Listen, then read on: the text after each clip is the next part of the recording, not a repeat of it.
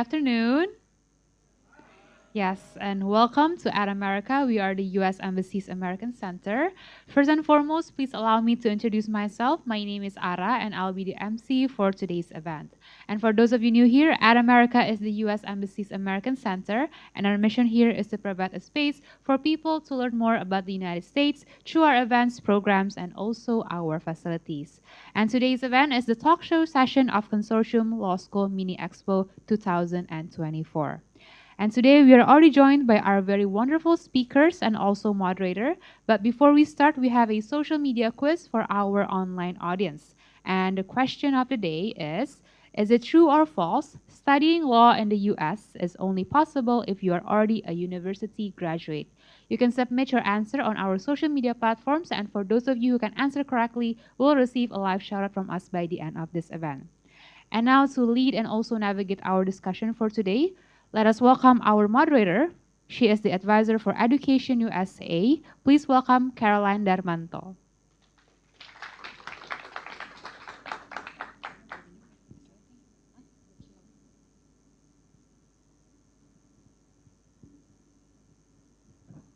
Hi everyone.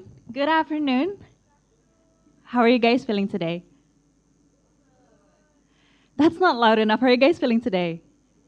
Yeah? You guys excited?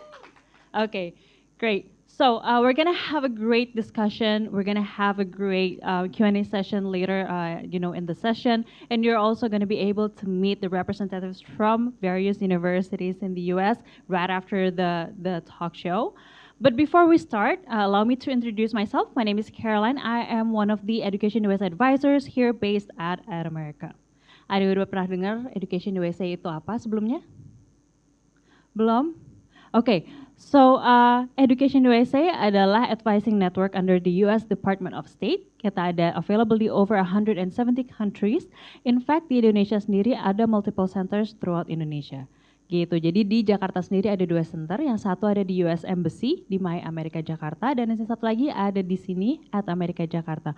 But what is very different about Education USA at America is that we are available for you guys every single day, even during the holidays. Jadi dari hari Minggu sampai dengan hari Sabtu kita buka terus, dan pasti ada salah satu advisor yang standing by. But if you want to make an appointment or you want to meet with us, kita sih suggest untuk bikin appointments dulu. You can look at the QR codes right outside at the member booth untuk bikin appointmentsnya, dan nanti dijadwalkan aja kapan mau ketemunya sesuai dengan jadwal teman-teman semua. Dan satu lagi yang menarik dari Education USA at America adalah di sini kita provide teman-teman semua dengan event-event seperti yang ada hari ini. Bisa ketemu dengan representatif, bisa ketemu dengan alumni, bertukar pikiran, networking, dan mungkin bisa tanya-tanya secara langsung gimana caranya mau kuliah ke Amerika Serikat.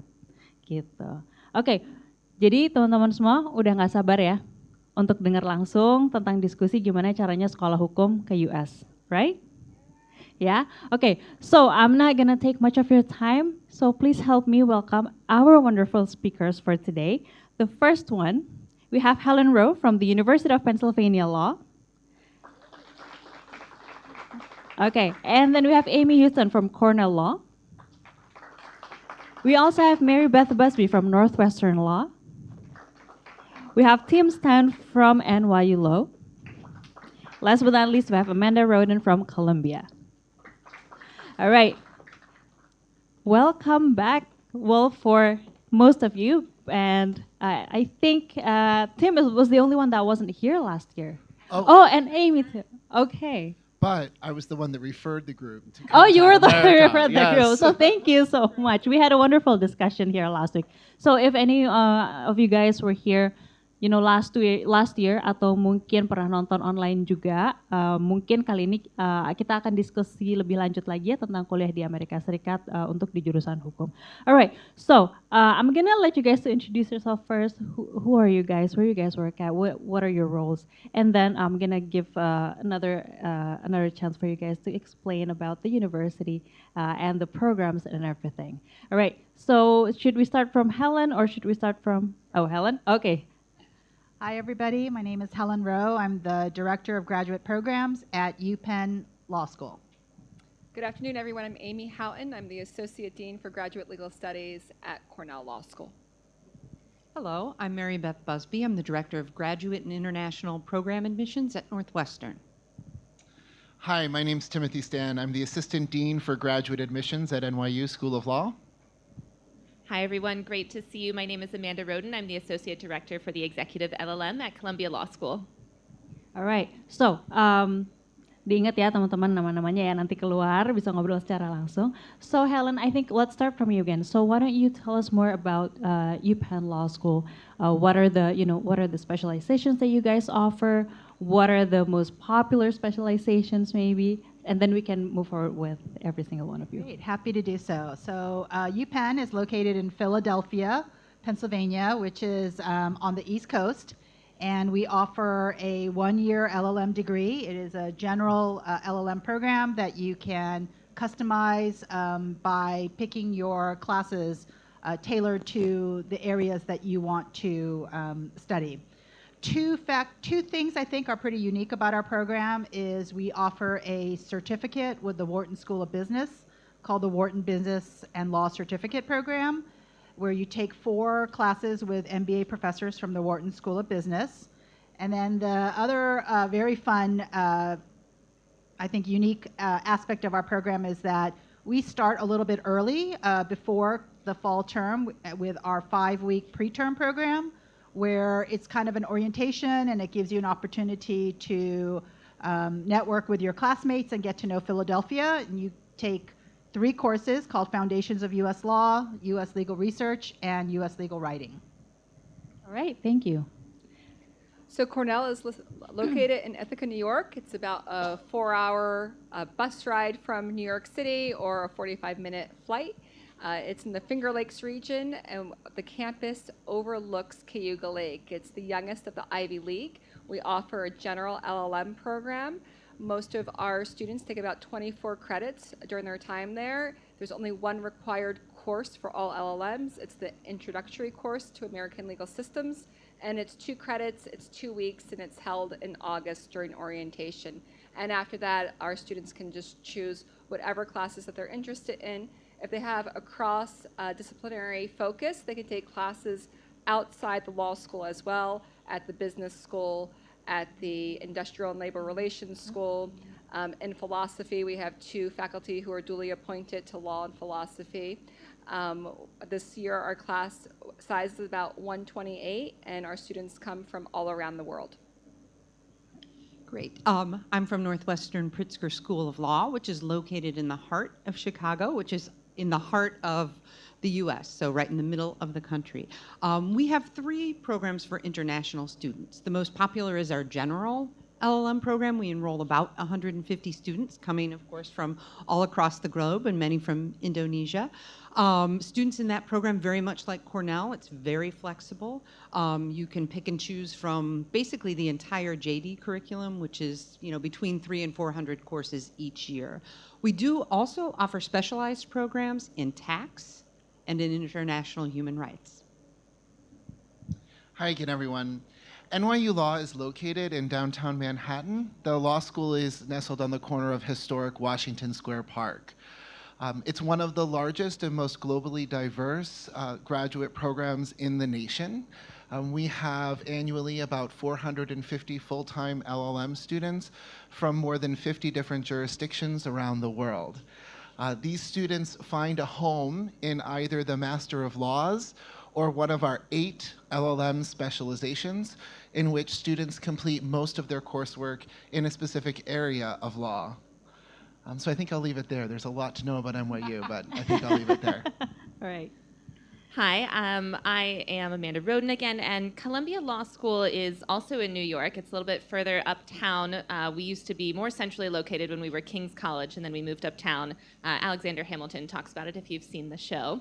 Our traditional LLM program is about 300 students from all over the world, many jurisdictions, including right here in Indonesia. We have many of our wonderful alumni here. And our traditional LLM program is also general, which allows students to take classes in a huge variety of subjects, everything from taxation to policy, corporate law, mergers and acquisitions, maritime law, and you work with your specific academic advisor to pick the best path for you. Something that's unique about Columbia is that we also offer an executive LLM for global business lawyers who have 5 years or more of experience. And that program is a hybrid accelerated experience to still earn the same LLM degree. All right, perfect. So I have a very general question for everyone of you guys here. I know Amanda already mentioned that you guys have students from Indonesia, but you also mentioned, your student body is from basically everywhere, right? All over the world. But how many Indonesian students do you guys have currently, if you guys have the number on top of your head? How many right Indonesian now? Yeah. students? So UPenn is very happy to share that we have 14 LLM students from Wow. Indonesia right now in the class of 2025. Okay. I don't have the number at the top of my head, but we do have a good number of Indonesian students in our current class as well, and we have a great group of alumni here in Indonesia. All right, Mary. Yeah, same. We actually only have 2 Indonesian students this year. We were supposed to have 4, but 2 of them got the LPDP that was deferred. Oh, So they're going to be okay. joining us next year, hopefully with a larger class of students from Indonesia. Right, right. What about you, Tim? We have 6 students who earn their first law degrees here in Indonesia this year. That number has been higher or lower on an individual year. The one thing that I will say, though, over the time that I've been doing this, I've been in it 20 years now, I've never seen such growth in interest and diversity from a Southeast Asian country like I've seen from Indonesia. It's a great time to be thinking about studying in the U.S. Perfect. What about you, Amanda? I don't have the exact number as well, like Aimee, but I believe we have about 7 students this year. And again, that has fluctuated a lot, but we've seen so much interest from the students here already. It's been really wonderful. All right. Okay, so all the students who come here, or future students, I want to say, everyone is interested in studying law, right, in the U.S.? Yeah? Okay, so one of the most popular question that I got is that because the U.S. has a different law system compared to Indonesia, right? So why do you think it's still a good idea for Indonesian students to study in the U.S.? Anyone can start. I'm happy to take that question. So in the US, we have a common law system, and here you have a civil law system. So when you come to the US, you're learning law a different way, right? You're learning case law.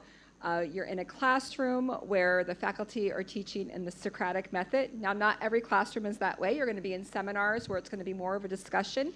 But any big course that you're in, whether it's contracts or business organizations or professional responsibility, it's going to be a Socratic method type course. And it really gets you to start thinking, because the faculty members are not just lecturing at you, they're requiring you to participate in the analysis of the law itself. I think, maybe not from Indonesia, but I think a lot of our students who come in, they're actually surprised by the amount of reading that you have to do. There's a lot of reading that is assigned. So if you're thinking about doing an LLM program, you do want to make sure that your reading skills in the English language are really up to speed.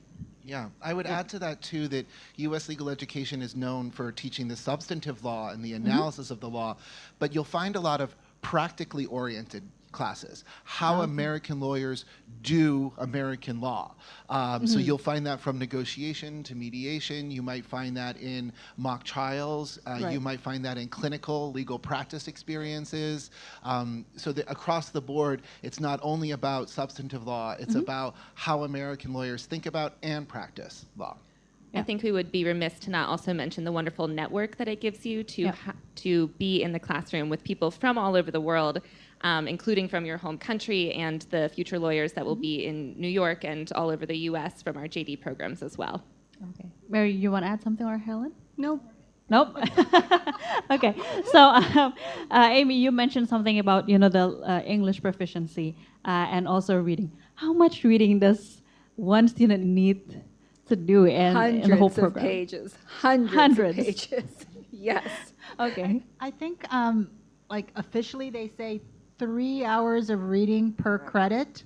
Oh, wow. That you have to do before you get to class, because instead of homework after a class, you want to do all your preparation so that you can be fully immersed in the discussion during the class.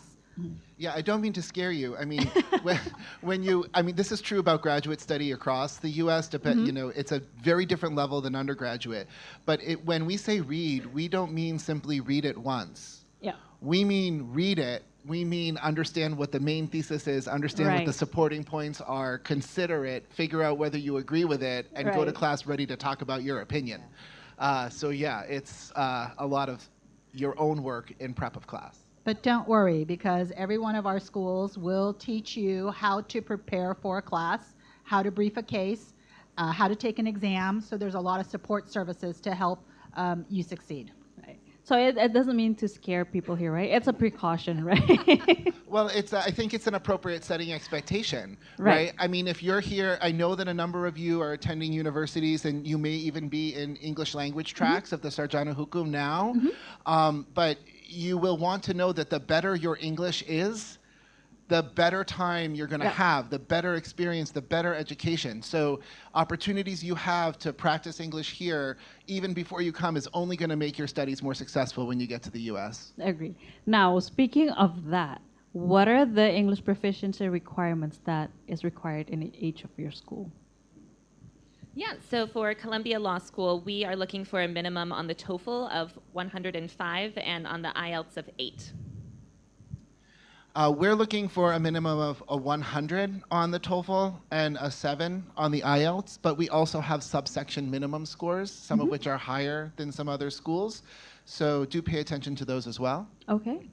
We're 100 on the TOEFL and 7.5 on the IELTS. We do, though, routinely admit applicants who are strong in all other areas, but maybe their language scores are slightly lower. And we do have a summer legal English program. So if you would be admitted with a lower score, you would go through a 4-week preparation course that takes place over the summer. Okay, interesting. At Cornell, we have 100 for the TOEFL and 7 for the IELTS, but don't preclude yourself from applying if you have below those numbers. We look at your entire application as a whole, and we understand that these are just tests and they don't necessarily measure exactly your English capabilities. So if you feel like that test score does not reflect what your English language skills actually are, feel free to explain that in an addendum or in a personal statement, or have a recommender mention it in their letter to the institution.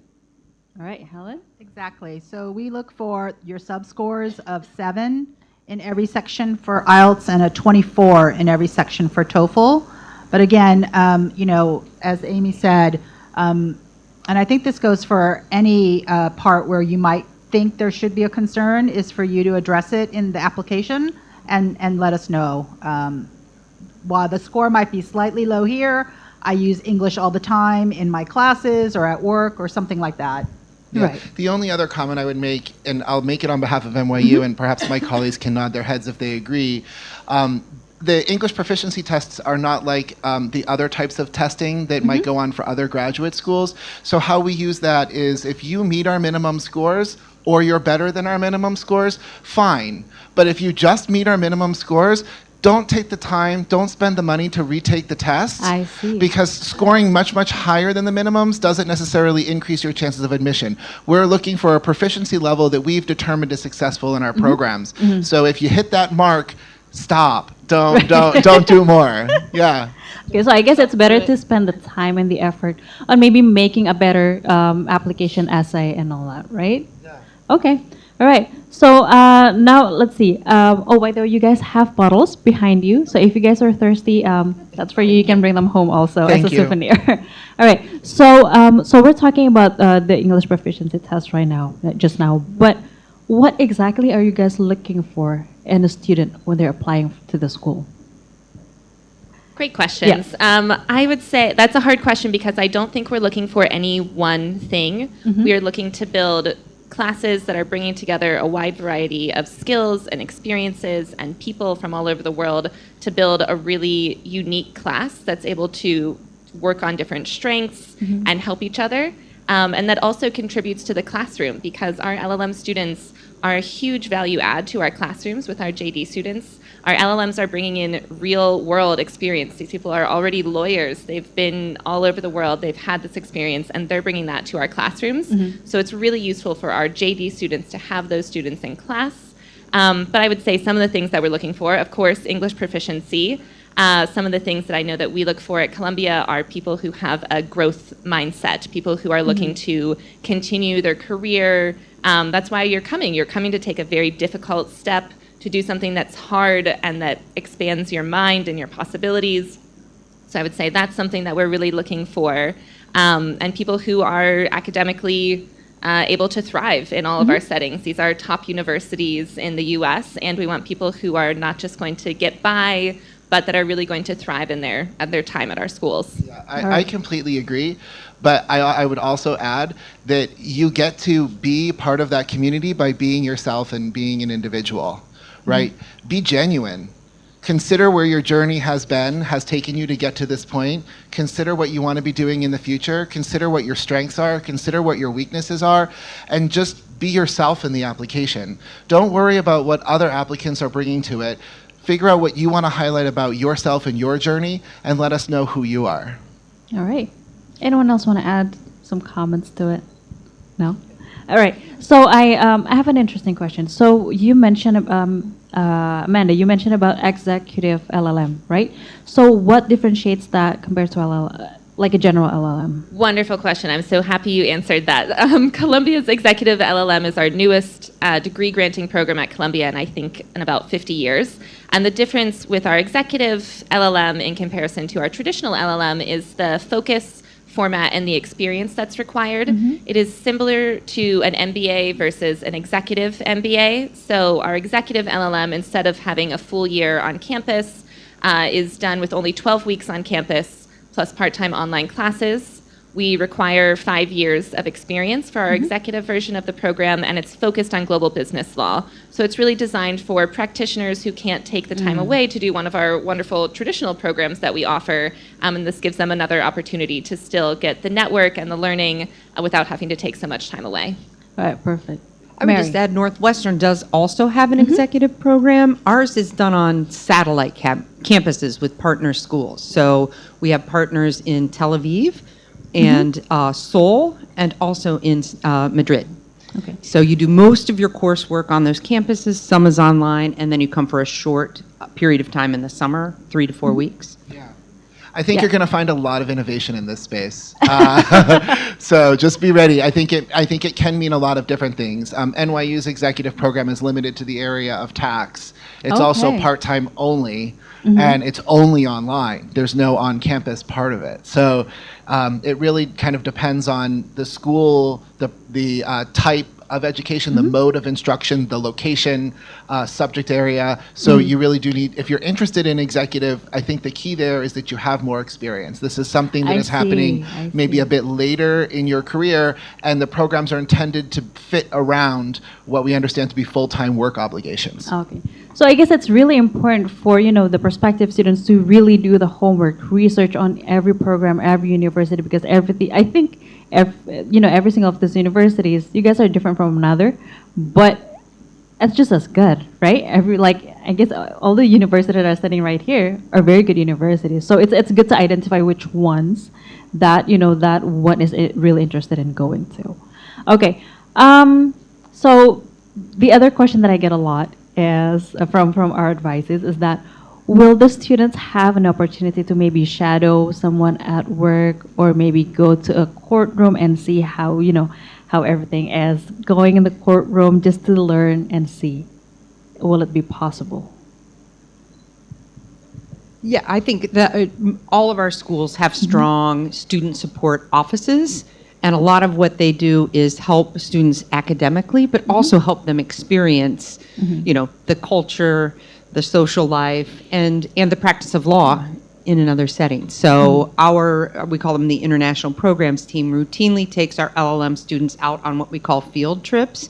So it would be going to observe, a trial, going to meet with lawyers in law firms, maybe visiting government agencies, things of that nature. I think other schools probably have clinical opportunities that may give them an opportunity. Anyone want to explain more on that? We have externships available that are credit-bearing courses where students can work with outside organizations.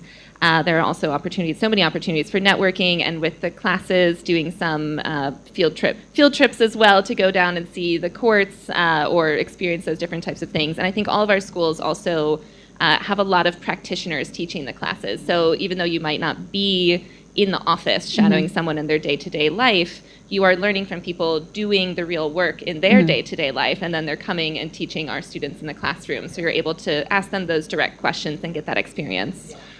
One of the key things about clinical education that I would just add, you do have the practice-based component. In some cases, you're working for real clients. You're being supervised by the professor who's the attorney on record for that particular situation. But there's also a seminar component. Right. There's also a substantive law component where you are engaging in times with some very moral, ethical issues, at other times with just the substantive law in the area, how it might be falling short in certain ways. So it's marrying both the study of law with the practice in a specific area. It's a significant time commitment. And it's difficult to fit in sometimes for an LLM program because it's only 1 year, but some schools do offer those types of opportunities. So do take a look for that as well. Okay.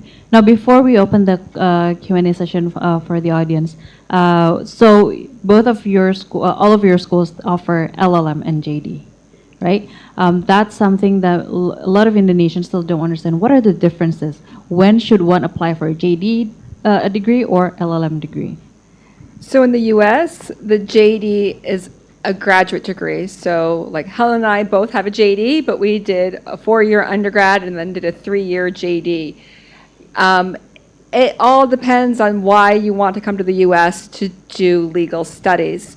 So if you're looking for more permanent work in the US and you want to have the eligibility to sit for the bar in any of the 50 states, you might go do a JD. But that's 3 years, and you would have to have an undergraduate degree already. The LLM degree is meant for students who already have a first degree in law. So here you have your first degree in law, then you can apply for our LLM program.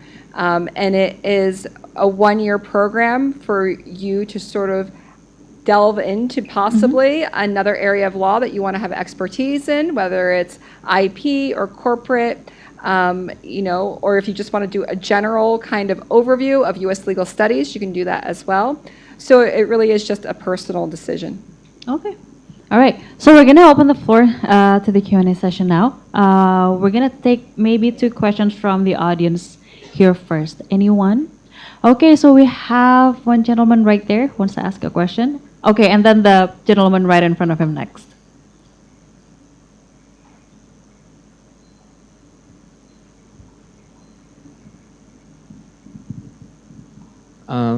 Hi, thank you for the opportunity. My name is Kevin. I want to ask about the recommendation letter requirement. So my direct supervisor just moved to another law firm. Therefore, we currently work at a different law firm. The question is, will the admission team accept a recommendation letter from my direct supervisor that has recently moved to another law firm? Or will it be better for me to get the recommendation letter from another partner within the same workplace? Thank you. Great question. That is a great question. We talk about this a lot. I think the overriding consideration with your letter of recommendation is to pick somebody that knows you really well and can speak very specifically about your skills, strengths, things of that nature. So in your case, I think your direct supervisor is probably the best bet. The letters of recommendation really give us good insight into you and how you would bring value to our classroom. So again, I think it's most important that the person works very closely with you and knows you well. And that person can simply write 1 sentence to explain that he's recently moved to a new firm. Yeah. That's why it's on different letterhead. All right. So we have another question from the gentleman right in front of him. Should I stand up? Yes, please. All right, standing up then. Hi, my name is Rizky. I work as a government risk consultant. I understand that most LLM degrees are very normative. I'd like to find a LLM program that has more interdisciplinary approach to law and policy, which will support my job and my future aspirations to become a public servant. Which one of these universities provide, say, you can study something beyond the law, say take something from policy school. And earlier Wharton was mentioned for Penn Carey. Yeah, I would like to, which one of you has these kinds of extra electives, something more interesting than just going to court? Thank you. That's an excellent question, Well, I think that ties in, thank you for bringing that up, because it's kind of the hallmark of a U.S. legal education, is that while it's normative in that there's a general LLM degree, you can pick a class from any offerings, and there might be a law and policy class, there might be a law and economics class, there might be a negotiations, finance, classes that you would find at different schools, but they are offered within the law school. So already, that's, instead of just one, every one of our law schools takes an interdisciplinary approach to legal education, whether it be the JD program or the LLM program. And if you find yourself still needing more, we all offer that you can take a class outside of the law school. So at any of our other schools, whether it, a policy program, and then of course some of, like at Penn, we offer specific certificate programs, like at Wharton, if you want to do even more than that. But the whole, I think what's kind of key and very different about the U.S. legal education is exactly the fact that we take an interdisciplinary approach to law. I would just add to that, don't disregard the fact that all of our law schools also have several research centers and institutes that are faculty direct. They often are more policy focused. They have very specific area interests and very specific projects that they're working on. But oftentimes, particularly those that are more international in nature, may be looking specifically for the experience of foreign trained attorneys that are coming for the LLM program to inform their research. So it would be something you did outside the formal curriculum, but nonetheless added to your policy, law and policy exposure during your studies there. All right. Does that answer your question? Yeah. Okay. Now, I have $1 million question, quite literally $1 million question. Does your school provide scholarship for international students? Yes. Yes, Yes. we do. Thank you for asking. NYU Law was actually one of the first law schools in the nation to offer fully funded scholarship for international students in the 1990s with the launch of the Hauser Global Law School program. And we've since expanded the institutional aid that we offer to future LLM students to come and study with us from all over the world. I think the key thing here, though, is that you not be attracted to a school only offering fully funded scholarships. Those are significant commitments. They are awarded to outstanding people, but the reality is that the vast majority of the scholarships at NYU that are awarded, and I think this is true also for the other schools that are here, are partial awards. That help cover a part of the tuition, but also you'll be needing to bring some of your own resources to make it possible to meet the full cost of attendance. I think all of you are some of the luckiest individuals in the room right now as citizens of Indonesia. There's a number of different scholarship opportunities that are available in this country that are unavailable from governments in other countries for students to study in the United States. I would very much encourage you to do your own research into grants and opportunities that are available so that by the time you may receive an offer from a school, you know where your financial position is and whether that partial tuition scholarship that you may receive from a school will help you to close that gap and make it possible for you to attend. Right. I would just like to add that each of us have sort of different policies and procedures for applying for the scholarship. So just make sure, as doing your research for outside scholarships and assistance, also, know what are the requirements for each individual school. Make sure you're meeting deadlines and doing all the work that you need to do to be given every consideration for the funds. Yeah. I also want to add, for the majority of us as well, it's quite easy to check the box when you're filling out the application. I think we all have a question that says, do you want to be considered for a scholarship? And it's yes or no, so check the yes box if you do want to be considered. And don't worry that you're going to be looked at differently because you said yes instead of no. And we all have different processes of when we tell you if you're going to be receiving a scholarship. And again, they're typically merit-based, right? So they're not need-based, so keep that in mind. All right. Helen or Amy, sorry, Amanda, not Amy. Do you want to add something? All the A names. No, I think they've really shared a lot about this, that it is very also simple with Columbia, that you do the checkbox. We have a brief 250-word merit essay that you add to that, but I think that our goal is, to be able to help as many people as possible in order to create that really wonderful, diverse class that we can bring in. All right, great. Okay, let's take 2 more questions from the audience here.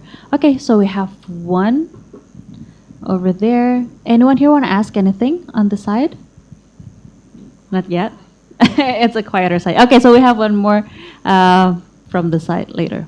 Hi, I'm Lulu, and I'd like to address this question actually to Amanda.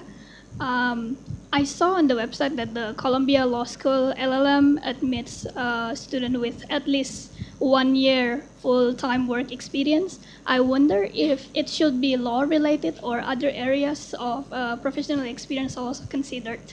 Yeah. Great question. Thank you. We are looking at Columbia Law School for about 1 year of professional experience after your first law degree. So it doesn't have to be as a lawyer. It doesn't have to be in a law firm. There are a lot of different things that you can do with your law degree after you're done. But we find that that professional year helps you to make decisions about what you want to study while you're there. And so it doesn't have to be as a lawyer specifically after your degree. Okay. Does that answer your question? All good? Okay, so we have one more from the lady in the white shirt. Hi, my name is Kartini. I would like to ask all of you, and maybe especially for Helen, is it LLM is only limited for the trained lawyer, especially in the website you find? I think I see one of the required to be a trained lawyer from outside the U.S.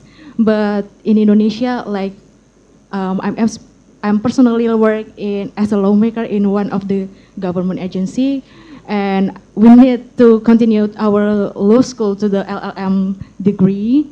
So is it possible for another job that not trained lawyer specifically to join your LLM? And maybe, can I add more question? Yes. For the letter of recommendation, is it possible for us to submit the letter of recommendation, but in LSEC, we need to make an account for the recommender, right? And somehow our recommender is not really doesn't really not more, enough time maybe to make the recommendation through the LSEC account or something. Is it possible for us to just upload their scans letter to the LSEC account, or is it possible or not? Thank you. Okay. Thank you. I'll try to answer some of that, and then maybe my colleagues can jump in. I'll take the LSAC question. Tim. So generally, we do require a first degree in law as a prerequisite before you apply to the LLM program. There are some exceptions, but generally, you might not, even though you're not working as a lawyer, we do require your first degree in law before you apply. But we have made certain exceptions for like an ambassador or like some other government roles. And then I'll let Tim. Yeah. So just a brief thing. So in Indonesia, that first degree in law that she's speaking about is the Sarjana Hukum. Right, so you will, to be eligible for our programs, in the vast majority of cases, you will need to have the Sarjana Hukum. LSAC is helpful to all of you because they collect materials that are common for all of our application processes one time. And then when you file an application with our school, LSAC will then release your materials to us. So it's a way, sort of a central clearinghouse that makes it easier for you to apply. In terms of the letter of recommendation, when you do have to tell LSAC from whom to expect a letter. That's the reason why they have the registration process. When you register a recommender, you have the option to obtain that recommendation electronically from the recommender or via old school paper if the person prefers to print a letter and mail it. In the case of paper, the LSAC system will automatically generate a form for you to print out that must accompany the printed letter when it is mailed by your recommender to LSAC. In that case, I would consider it a nice courtesy that you prepay for a courier service and provide the courier service envelope to your recommender so that you're able to know when the letter is mailed and track its receipt at LSAC in Newtown, Pennsylvania, okay? Obviously, electronically works a lot more swiftly. You provide an email address as opposed to a mailing address for your recommender, and they will receive an email so that they can follow a link to an online portal and either upload a PDF or put the text of the letter directly into a text box for submission. So if you're facing a timing issue with regard to any of our application deadlines, I would highly recommend that you use the electronic process, because as soon as your recommender submits that online, it is automatically added to your file at LSAC, and if you have already applied to our schools, within about 5 minutes, it will be in your file at our schools as well. Okay, so if you're facing a time constraint, please do consider electronic. Most of our schools, for our full-time programs that begin in this coming fall semester, fall of 2025, will have application deadlines between December and January, so December 2024 or January 2025. Right now we're in early October, so I don't think your recommender would face a difficulty now, provided that you give him or her the courtesy of making that request soon so they have a chance to write that letter for you. Okay? Does that answer all your questions? Yes. Yes. So you said before that if we send out our mission from LSAC, we just need to make one, and they will deliver it to our school list in LSC. Is it true? You will send your transcripts, Yes. the recommendation letters, and if the school requires English language scores, you will send one set of those to LSAC. You will still fill out each of our institution's application forms. Once you submit an application form to an institution, LSAC will release your transcripts, English score, and recommendation letters to that school. After you pay for it. Yes. So what if some of our law school in our school list have a specific format? Let's say for the personal statement, do we need to make different personal statement for each school? The personal statement is typically electronically attached to the application for that school, so yes, it does need to be for that school, and my colleague from Columbia can give more information about that. Yeah, the personal statement is different for each school, and it's part of our individual applications. Just a couple quick tips that we like to give about the personal statements is that each of us have different instructions for the personal statement, the number of pages, if there's a prompt or if it's open-ended, and we highly recommend that you follow those instructions closely, that you are proofreading your materials, because we are looking at your application and this part of your application, not just for your story and what you want to do, but also as how well you write in English. That is part of what informs us as to if you will be really successful at our schools, is how this is written. So proofreading, do not use AI to proofread or to write, and to take that time to tell us your story about what makes you unique, to not just rewrite what's on your CV or your resume, but to fill in the blanks if there's anything that you think we might have questions on, to share what your goals are, and as Tim was mentioning before, to not just tell us what we want to hear, what you think we want to hear, but what really makes you unique and stand out. That's a great opportunity for you to really shine. Right. Okay, thank you for the questions. So I have one very good question from our audience online. So it's for all of you. What percentage of your graduates secure jobs in their preferred fields within 6 months of graduation? That's kind of a tricky question, right? Because Right. there's a percentage of our graduates who want to take advantage of what we call OPT, optional practical training. So that's an opportunity to work in the United States as a foreign associate. at a law firm. Now, those jobs are tricky. Those are kind of hard to come by, right? So if you're interested in doing that, in having an experience in the United States, you probably need to start right now, in networking and trying to make connections with law firms and other legal employers within the United States. So for those that leave, it's kind of hard to track. Do you guys track that? It's very, very hard to track international students. I used to run a careers office for JDs, and it's much easier to track JDs, but that can even be difficult. But one thing I will also say, it's also a tricky question because many of our students are already employed and they're returning to their employer. So it's not a matter that they're going out to look for a new job. They are going back to their prior employer after graduation. And I'm glad this question is coming up at an Ad America event because I think if your goal is thinking about employment in the United States, attending an LLM program is not the key factor that's going to lead to permanent employment in the United States. Oftentimes that's work authorization within the United States. So your citizenship status and your availability for work is going to be a big factor in U.S. employment, which is why I think all of our schools do, when students are coming without a job to go back to, spend a significant amount of time working with foreign-based employers.